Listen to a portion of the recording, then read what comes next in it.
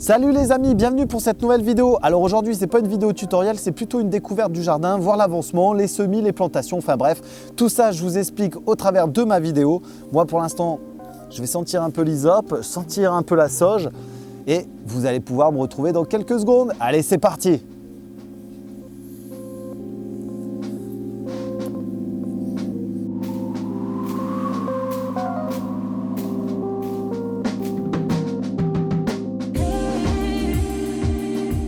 Salut les amis, bienvenue dans cette nouvelle vidéo. Alors aujourd'hui, on va se balader un petit peu au travers du jardin et au travers de la serre. On va découvrir un petit peu l'avancée du jardin potager en permaculture actuellement.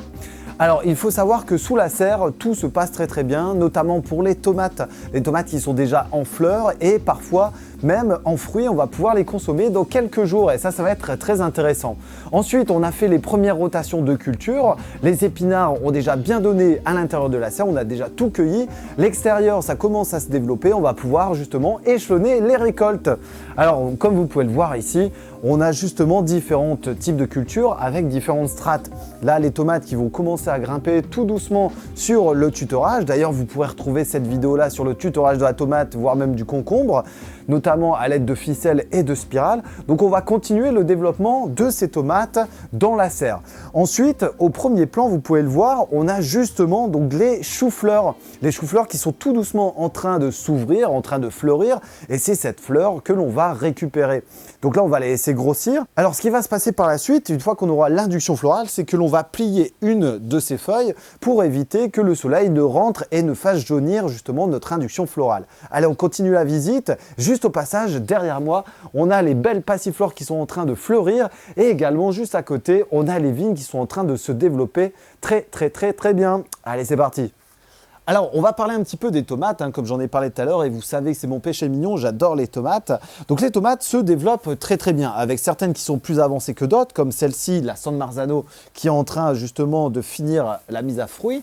Et on en a d'autres justement qui sont seulement en train de fleurir. C'est pas trop grave, ça dépendra des variétés, on a peut-être des précoces, des tardifs, enfin bref, vu tout le mélange de variétés qu'on a ici, ce n'est pas trop grave.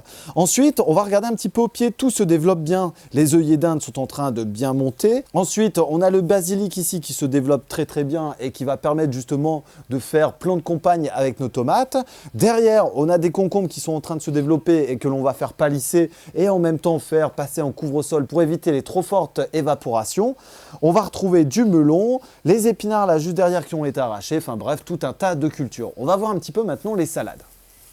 Alors là, ici, on est sur les plants de salade, donc c'est la 3e série ici. Donc il faut savoir que depuis février, on mange de la salade et aussi on mange ces fameux radis. Donc là, ici, c'est un mélange de cultures. Entre deux, je ne sais pas si vous pouvez bien voir, mais on a des aubergines qui sont en train de se développer. On a également des plants de maïs qui vont permettre de faire du palissage et du tutorage par la suite quand on viendra mettre d'autres pieds de concombre ou de melon. Et enfin, donc les plants de salade qui seront arrachés au fur et à mesure pour ne perdre aucun espace dans notre serre de production, puisqu'elle nous sert de production. Entre deux, on a mis des radis et on a une seconde route de radis qui est en train de se développer. L'année dernière, on avait mis un pied de tabac qui permet de piéger notamment le thrips et il est monté en graines et ces graines sont en train de germer et nous donner des fameuses plantules de tabac. Donc c'est le cas ici. Donc il faut savoir que le tabac, le thrips vient se coller dessus et va permettre d'éviter justement les nuisances sur les plantes aux alentours. Donc c'est une plante compagne. Entre deux, on peut regarder. On a des blés qui ont germé et qui se sont développés au travers de ma serre. Alors non pas que je sème du blé, mais c'est parce que c'est la paille qui est déposée ici, qui justement contient quelques semences de blé et qui se développe parfaitement bien dans la serre. On va aller voir les concombres. Alors voilà un beau pied de concombre qui sont en train de se développer et que l'on va palisser et tutorer au fur et à mesure. Là ici on peut voir il y a différentes fleurs, des fleurs mâles et des fleurs femelles qui ont été fécondés et qui vont nous donner nos fameux concombres. Donc là ici ce qu'on va faire, on va les laisser se développer.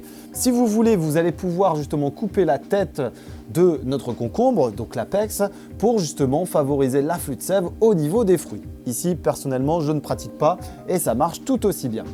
Alors dans ce cas-là, on se situe dans une zone de culture de concombre, mais aussi de haricots qui sont en train de fleurir. Alors le haricot va permettre justement de fixer et de donner de l'azote au niveau de mon sol. Donc là ici, juste derrière, on a un concombre qui est en train de se développer, que l'on vient palisser au fur et à mesure. Et au pied, on a d'autres radis qui se développent. Alors on va faire un petit point maintenant au niveau des semis. Alors cet endroit, c'est la dernière zone des semis. On va retrouver les betteraves, les différentes laitues feuilles chênes à couper que l'on a semées, les choux de Bruxelles qui vont bientôt être mis en terre. On a les derniers physalis qui sont en train de se développer. Ensuite, les coloquintes, pareil, qui se développent et qui demandent à être plantés. On a ressemé en poquet des épinards, de la menthe que l'on a bouturée, enfin bref, tout un tas de choses. Alors, il y a des semis qui ont foiré, il y en a qui ont réussi très bien. Alors pour moi, personnellement, dans la serre, tout s'est très bien déroulé. À l'extérieur, quelques problèmes avec les carottes, mais je vous expliquerai tout ça juste après. Alors dans la partie extérieure, comme vous pouvez le voir, tout se développe correctement. On peut voir donc les épinards qui se développent et que l'on va pouvoir récupérer au fur et à mesure. Donc là, on va venir prélever les feuilles en fonction de ses besoins. Vous allez également pouvoir préparer des conserves ou alors pouvoir les congeler si vous le souhaitez. Ensuite, on a la montée en graines des cressons. Donc c'est vraiment la première partie juste avant les épinards. Et enfin, on a encore des laitues, des choux qui apparaissent au fur et à mesure dans tous les endroits de notre jardin potager. Alors juste ici, on a semé les carottes, on avait fait différentes routes. Cependant, avec les chaleurs du mois d'avril et du mois de mars, on a eu des problèmes sur la levée. Et donc à long terme, on n'aurait pas eu de carottes. Donc ici, on a refait un semis de carottes. Et enfin, on a nos plants de betteraves qui sont en train de se développer. Et d'ailleurs, on va faire d'autres rotations en plantant ceux qu'on a semés dans la serre. Alors ce massif est un de mes massifs préférés parce que ça résume vraiment toute l'ambiance de notre jardin potager. Il faut savoir qu'il y a un mélange d'espèces. Par exemple, au premier rang, on va retrouver les fraisiers. Ensuite, on va avoir des haricots, des épinards, des choux. On va avoir de la montée en fleurs avec nos betteraves. Idem pour les salsifis, pareil pour le chou rouge. Enfin bref, on a une rotation sur 2-3 ans qui est établie dans ce massif-là. Ensuite, on va retrouver donc la partie paillée. Donc là, c'est en cours au travers du jardin.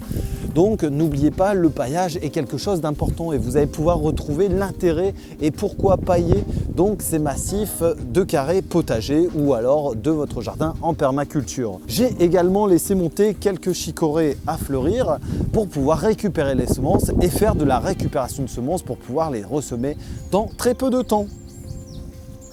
Ça va bientôt être l'heure de manger ces fameuses framboises. Donc là ici tout se développe très bien. On a même des tas de drageons qui poussent au pied. Enfin bref, tout ça je vous explique ça également au travers de ma chaîne. Là ici dans cette vidéo, on s'intéresse vraiment à qu'est-ce qui s'est développé, qu'est-ce qui ne s'est pas développé. Donc là ici on avait semé des radis, les radis n'ont pas poussé, dû encore une fois à la sécheresse du mois de mars et du mois d'avril.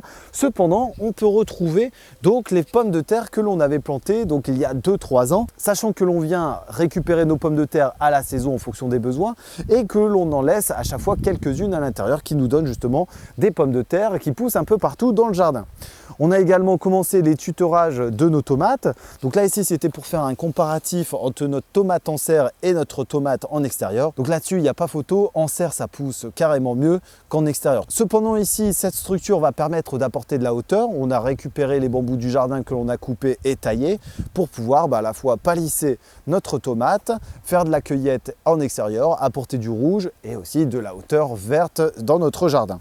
Au pied, on peut voir que justement les limaces ont eu raison de mon pied de courgette. Bon, c'est pas grave, on viendra en planter un autre et on viendra surtout se débarrasser des quelques limaces qui se développent ici et qui peuvent faire de sacrés dégâts. Comme vous le savez, on a besoin d'éléments comparatifs pour pouvoir justement évoluer au travers de notre jardin. Et c'est le cas ici. Donc on a des massifs qui sont paillés de manière synthétique avec du plastique où on a fait justement des trous. Il faut savoir que ces bâches sont issues de la récupération et ce qui nous permet de désherber avant la mise en place de nos futurs massifs directement pleine terre. Donc là ici, on a différentes laitues qui sont en train de se développer. On a de la gotte de l'os, on a de la grenadine. Les choux-fleurs sont en train d'exploser également. Les courgettes aussi et nos physalis pourpres aussi.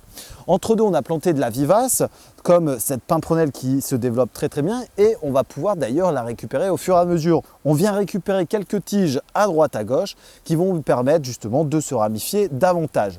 Les physalis du Pérou se développent bien. J'avais planté une première série courant fin mars, cependant il y a une période de froid qui a eu raison d'elle. Donc là ici la seconde série se développe très bien. Idem pour le tabac, on n'a plus qu'à attendre que ça pousse pour pouvoir récolter les fameux fruits. Côté jardin sauvage, ici tout se développe très bien aussi. Donc là on est dans la partie aromates. D'ailleurs les sauges vont bientôt fleurir, ça sent super bon. On a le persil qui va également fleurir, là il est en train de monter en fleurs. Bref, tout se développe correctement. L'hysope est très belle aussi, on va pouvoir récupérer pour faire sécher ces plants. Tout se passe bien. Donc là ici, ce qui va se passer dans ce massif-là, c'est un massif qui est très sec, donc on va devoir pallier justement à cette sécheresse en apportant des plantes qui sont résistantes. Donc là ici, tout doucement, les graines que l'on récupère vont permettre de rester en place dans ce massif-là à long terme. Mais il faut savoir que, comme les épinards qui ont été plantés juste là, qui sont déjà en train de monter en fleurs alors qu'ils n'ont même pas grossi, parce que justement il y a un gros stress et un stress au niveau de l'eau, le stress hydrique. Donc là ici, ce qu'on va faire, il ne reste plus qu'à planter. Le paillage a été mis, les plantes sont en train de fleurir un petit peu à droite à gauche, ça apporte une petite touche de couleur et en même temps, on va pouvoir se régaler ici avec cette hysope par exemple pour faire des infusions.